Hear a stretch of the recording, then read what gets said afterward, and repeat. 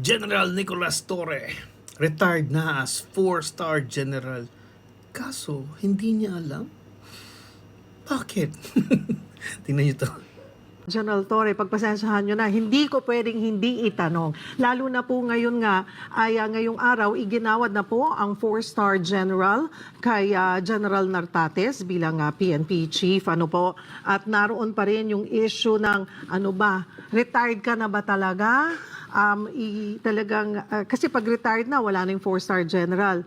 Ano po ang inyong reaksyon dito nga sa paggawad na ng palasyo kay General Nartates ng 4 stars? Can we discuss this in another interview? Kasi sa ngayon, I don't have the data. Hindi ko nga alam kung ano ang mga nangyayari sa parting yan because I'm so focused here in the MMDA job na ito muna ang ating tinitingnan. Ngayon ko lang din nandito ako sa studio nang mabalitaan ko yun. So, I really cannot comment on it anymore as of the moment. Is this something na you want to discuss first with the President? Tingnan muna natin ang mga... Let me think about it, no?